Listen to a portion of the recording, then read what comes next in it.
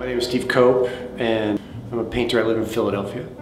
I moved to Philadelphia 10 years ago from New York City. I lived in New York for 7 years, and before that, I lived in Boston. And I did all my schooling in Boston. So I went to Boston University for graduate school, and most of my undergraduate training was fairly traditional training. That's a garbage truck.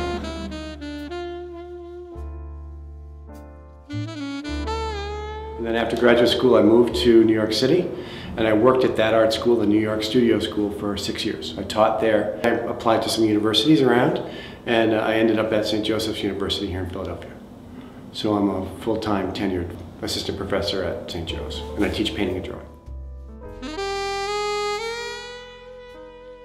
I took 5 years off between undergraduate and grad. I was a landscape painter. Just packed up my car every day and went out into the landscape and painted landscapes.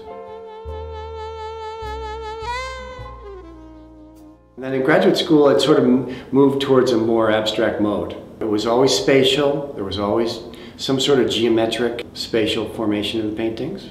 But they weren't necessarily recognizable landscapes or anything like that. And then little by little, I started putting skies in them and then landscapes in them. So there were these geometric forms floating in these vistas. And I made quite large paintings, 6 foot, 7 foot, 8 foot paintings with these landscapes with these balls or rings in them. Can you talk about the rings in these paintings? What do they mean? I think of them as memories, visits, longings. There's some pictures in here that are places that I've been, so there are some memory paintings here. And so the ring is sort of a way of visiting that place again, or going to a place that I'm really interested in, like the glacier painting. 2 years ago, I made on a lark, I made a 2 by 6 inch painting, and it sort of resonated with me. There was something about the deep space on such a small format that seemed really interesting to me. I think you're looking into this little window and there's so much that goes, so it's so deep, or hopefully it's deep. That's what I'm attempting anyway. So I made that painting on a lark, that 2 inch by 6 inch, and it was a sky painting with some balls in it. And then I went to Florida for the art fairs like 2 years ago, and I saw this guy's painting. It was a miniature painting, it was this big, and it was a portrait. And it was wicked good. And mine was not.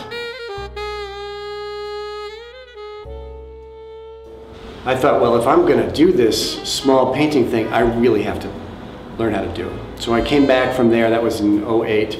I came back from there and spent a good 6 months or 9 months figuring out how to do it.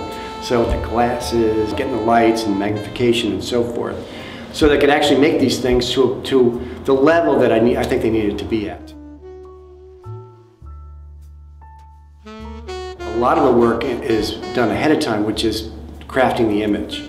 So taking photographs or getting photographs from my friends, and then I'll bend them and change them and add things to them and add birds, change the color and so forth, until I get that image where I think it should be in terms of making an interesting painting.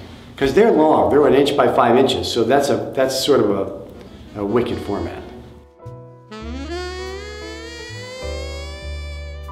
So I have to bend things to get them to fit right and look right in that vista.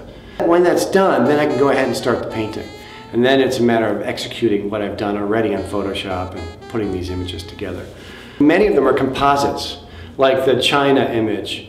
It's a lake with mountains behind it, and there were no mountains there. So I'm plugging stuff into the situation, but it's 2 places in China. Otherwise I would have named it after the province or the town or something. But so this is a separate place, there's a lake here, and these mountains are from a different part of the country. Right, so the whole thing was sort of put together as an image. Or like with the bird painting, these birds weren't there and the clouds weren't there. So I found a photograph of really good clouds and I plugged that into the image. And that crazy seagull, which I like so much, you know, because you sort of stare right at you.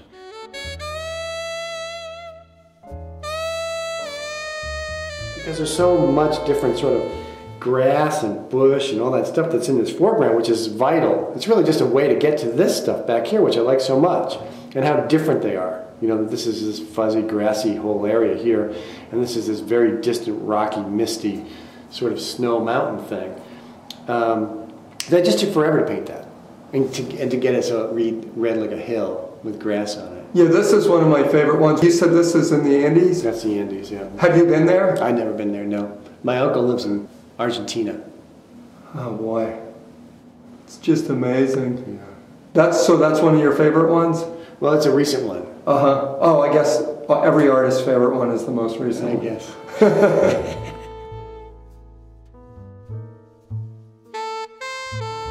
It's Alaska. This is what really interested me, was the difference and the loveliness of those mountains with the snow on them, and how there was a similarity and differentness about this whole front range. It's almost like two ranges of mountains. And then it was like, well, it's such a cold painting. I've got all this blue here and this sort of blue-green up on top here. I thought I might sandwich, you know, a sort of a hot spot into it. So that sort of tried to wedge that hoop in there with all that red between those two cold spots. And then have it hold its space, right? Because, you know, that hoop wants to really come forward because it's so hot.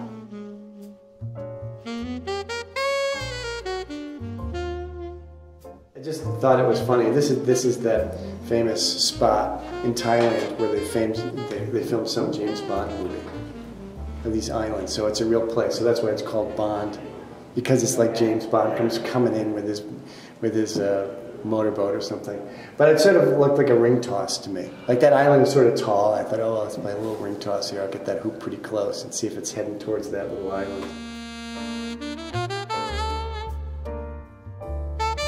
There are islands off of Thailand. I just liked how they got, well, it does that atmospheric perspective thing, where you have, you know, more contrast, darker forms in the front, and they get lighter as they move back and smaller. And I just like that, how that spatial thing happens.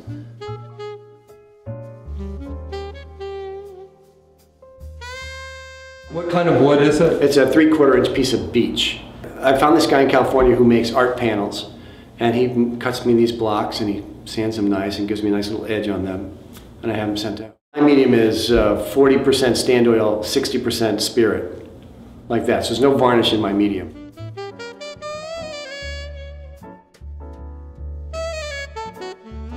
Do you have reading glasses yet? I do have reading glasses. So do you worry the number of years that you're going to be able to see well enough to do this? Well, you know, I thought about it, because there are certain props you need to make one of these things, because they're pretty physically taxing. I have to magnify to paint them. I go to CVS and I buy those super readers. I get the number +3s. They're really thick.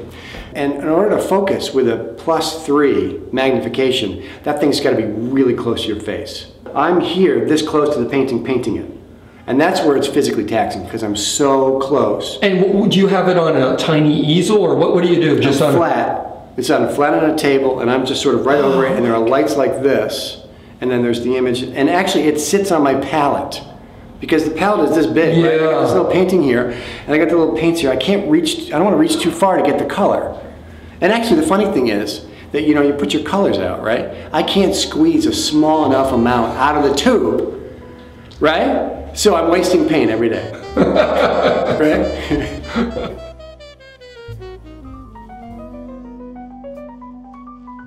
Someone said to me once that they were reminiscent of the Hudson River School, like these broad American landscapes. Now these are from all over the world, but nonetheless there's a flatness to them, a coolness, I hope, that comes across, like a detachment, which I think is a very American sort of idea, like the detachment from it. And it may not be necessarily Hudson River School, but there's something about the vista that was very interesting to me. And I sort of recognized it afterwards, like that deep space and the drama of the landscape on such a small format was interesting.